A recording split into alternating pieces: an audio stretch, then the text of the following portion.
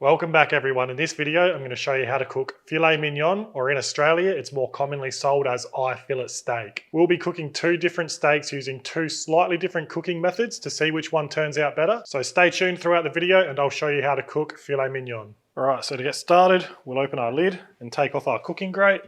Then I'll lay down a few firelighters on our heat deflector and get them going. Then you can get a chimney worth of charcoal or briquettes on. Alright, we've got about 10 to 15 minutes before that charcoal is going to be ready, so we'll use that time to trim and season this beautiful steak. Alright, so this has potential to be one of the best steaks I've ever had. This is the Stoneaxe eye fillet. It's a marble score 6 to 7. These guys have won Australia's Best Wagyu for the last 2 years, and we're just going to start by removing any excess fat and silver skin.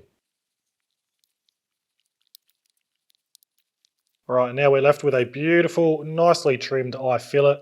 You can see all of that intramuscular fat in there. This is going to be fantastic. And what I'm going to do now is just cut it straight in half.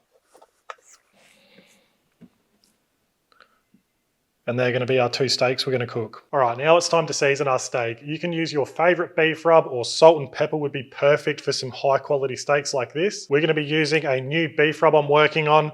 I've given samples out to a few people. Russ from Natural Smoke is absolutely addicted to it. I'll be aiming to release this one in late 2022, but for now we're going to get these steaks seasoned up.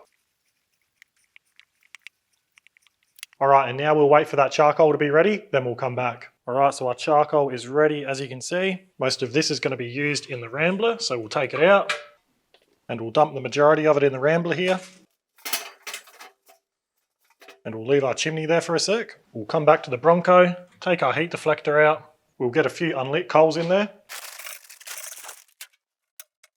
Then we'll dump the rest of our chimney in there.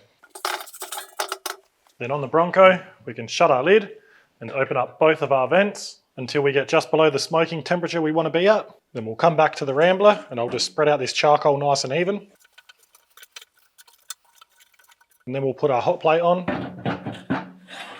and we'll give that a few minutes to get nice and hot. All right, so we're just below the smoking temperature we want to be at, which for this cook is going to be around the 250 Fahrenheit or 120 Celsius. So we'll get a nice little chunk of smoking wood on. I've gone with some cherry wood. Then we'll get our heat deflector back in.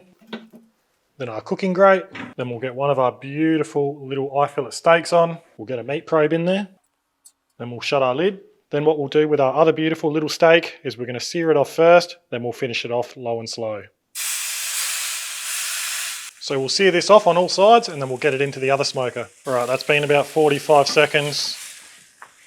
Got a beautiful sear on there. We'll give it a flip. And for anyone wondering, this is our hot plate from Qtensils. I'll put a link down in the description if you want to check it out. All right, and after a few minutes, we've got a beautiful sear on all sides, so we can take this off and we'll transfer it into our Bronco. We'll also get a meat probe in this one. Then we'll shut the lid and let these cook away.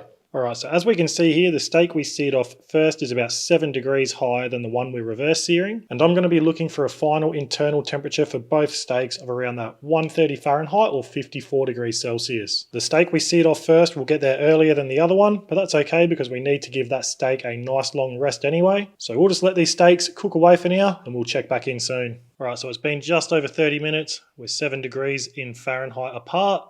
I'm just about ready to take steak 2 off, which is the one we seared first. As you can see, we're holding beautifully around that temperature we want it to be at. And just for reference, that's where I've got my intake vent set. So now we've hit 128 degrees Fahrenheit in steak 2. I'm going to take it out. I like to take them out just a couple of degrees early as it will carry over during the rest. So we'll take this meat probe out.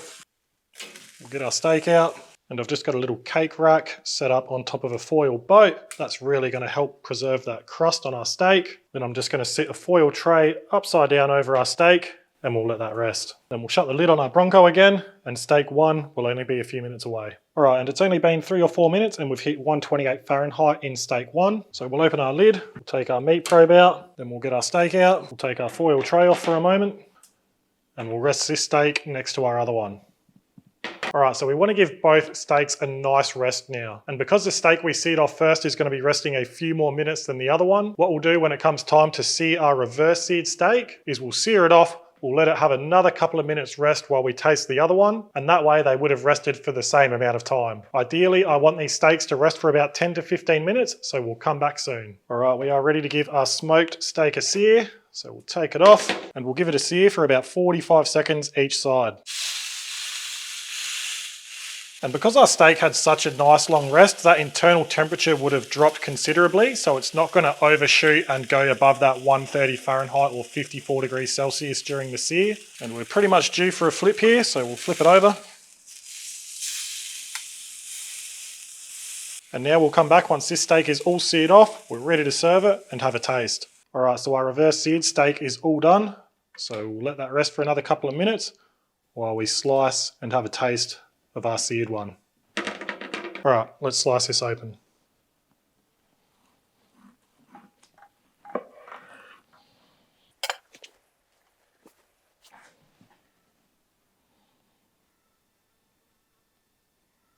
All right, now it's time for a taste. I mean, seriously, you can just pull it apart. Oh, wow. That is so unbelievably tender. I mean, look at this. You can just bite straight through it, just like butter. Absolutely incredible. You do get a very, very subtle smoke flavour. I think because we seared it off first, the smoke doesn't penetrate as well because that sear sort of prevents the smoke from penetrating. But seriously, doesn't get much better than that. All right, let's try this other steak.